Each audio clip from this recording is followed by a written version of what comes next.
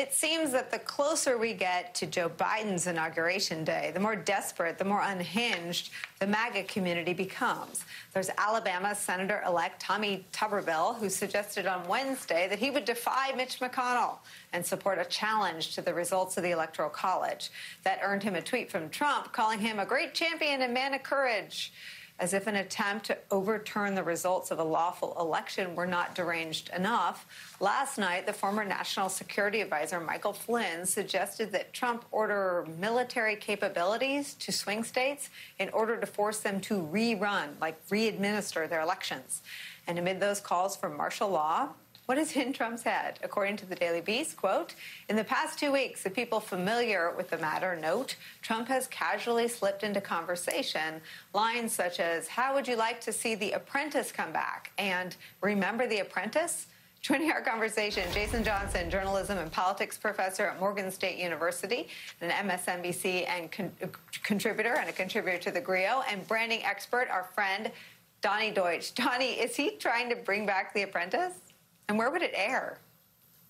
Well, I hope so, because, little known fact that the Deutsch agency, my old agency, they did 3 episodes for 3 years. They came to our agency and we gave out tasks. So maybe, give another shot for us, or not.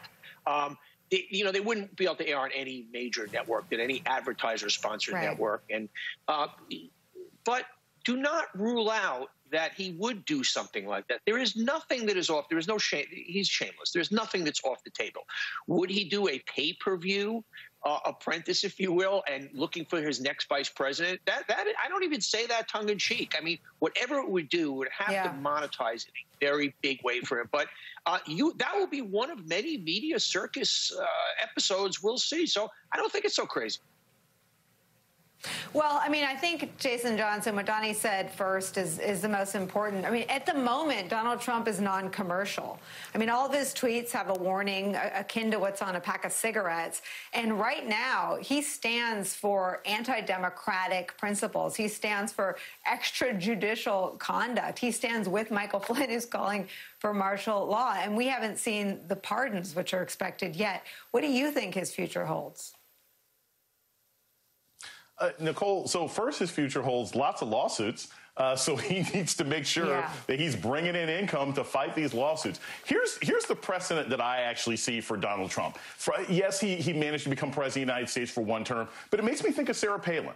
After the 2008 election, Sarah Palin was extremely popular with the conservative base of the Republican Party. Everybody wanted her glasses. Everybody wanted her fashion. Everybody wanted her on every single show. But by the midterms in 2010, she pretty much disappeared from the scene. Her shows didn't work very well. She wasn't able to flip elections. And I'm wondering if Donald Trump might be heading in that same direction. As a cultural force, he will always be important to some people. But his ability to really manipulate things comes from the fact that he could do something with some of the crazy that he talked about. And when he can't control an election, when he can't make policy, and he can't keep people from coming into this country, I don't know if he has much of a future. And quite frankly, at this point, I don't know if he could resell The Apprentice unless it was going to be on Russian TV, because nobody in America wants to work for this guy.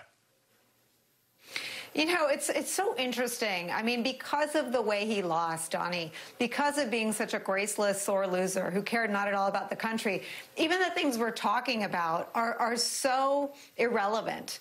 And you've talked about how, for him, irrelevance is this fate worse than death. I see elements of almost like an O.J. Simpson in him, where you could see him going in and stealing his own, White House souvenirs. I mean, what do you think? How will he grapple with what will be a fall from grace, not because he lost, but because of how he lost? Yeah, the heroin's going to come out of him, and that heroin for him is relevance. And I think it's going to be a sideshow.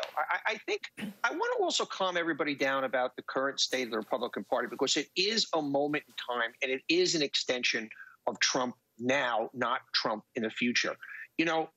When we talk about all the crazies in the Republican Party and all of this thing and people not believing the election, there are 70 million people that voted for Trump. That's not all 70 million. That's a slice. I think a small slice. I think it's the third. I spoke to 10 of my friends that voted for Trump, and 10 out of 10, their attitude now is, all right, we lost the election. Let's move on. I want to see how my W-2 is next year, and I want to see how my. So I don't think I'm not as nervous about the state of the world and the state of the Republican Party. Donald Trump is a moment in time. This is a moment in time. There will always be 20 million American fringes on both sides. We're paying a lot of attention to the right fringe right now, but that's not where the world is going to be. I want everybody to take a deep breath and relax. We are going to go back to some form of normalcy. I truly believe that. Okay, so before my Zen sets in, Jason Johnson, I want to read this from David Ignatius today, who takes a different view. He writes, unfortunately, the road ahead still seems blocked, and not just by President Trump. Republican House members tell me there's a rage in their districts among grassroots GOP voters who believe without evidence that the system is rigged and the election was stolen by Biden. Trump has helped create and stoke this rage, but it's now broader and deeper than him, and it won't disappear on January 20th. Sadly, the only prescription I've heard is that time heals all wounds, as former Congressman Mike Rogers reminded me. In other words, we have to wait this craziness out. What do you think? Yeah, Nicole, I completely disagree with Donnie here. This is just the beginning of how this is going to be. Okay, look, Senator Tuberville, he abandoned Texas Tech. He leaves everything, but he's not leaving Trumpism, right? He abandoned 3 different colleges. He's not abandoning Trumpism. You still have Proud Boys who are marching through Washington, D.C. and tearing down signs. The moment that Donald Trump is out of power, these groups will become more unhinged. The Republican Party is full of individuals who still, even if they don't believe these things at their core, are willing to sort of placate and play with and galvanize these kinds of organizations. I think we're heading into an even darker period, because if you don't have somebody at the head of this sort of collection of ants running in and out of this insane anthill of MAGA and nonsense and white nationalism, if there's no one to control them, if Donald Trump doesn't have anybody around him to say, hey, look, maybe this is a good idea or bad idea, they will only get worse. He will sit and stew and watch television every day and think about the fact that he's not on Saturday Night Live anymore. Think about the fact that nobody cares about him. And that will enrage him and the other people supporting him. So, yeah, I think the Republican Party is in for some real soul searching. But right now, I think a lot of them are still committed to Donald Trump. And the violence that we're going to see in the coming months will make this past summer look like a picnic. I'm not happy about that. I'm not enthusiastic about that. But that's what I see happening. And the violence in the streets we're seeing right now is just a preview. Guys, can I just respond to Jason for a second? Yeah, real quick please. word. Tommy Tuberville is one of 50 senators. The Proud Boys are the exception. This is still not where the core of this country is. We cover it. It makes news, and it's something we have to keep our eye on. But this is not who we are. This is the fringe, the very, very, very edge of the fringe. It is exactly who we are. Look at the places where they are. We're talking Portland. We're talking the Midwest. And these people are empowered every single minute of every single day that they hear senators deny the legitimacy of Joe Biden getting into office. They're not being crushed down. They're being empowered. Look at the 2 people running for the January 5th runoff. They're encouraging this kind of behavior. This is not the end. It's the beginning. Let's see. We will watch. We will watch together. Jason Johnson, Donnie Deutsch, thank you both so much for spending some time with us. When we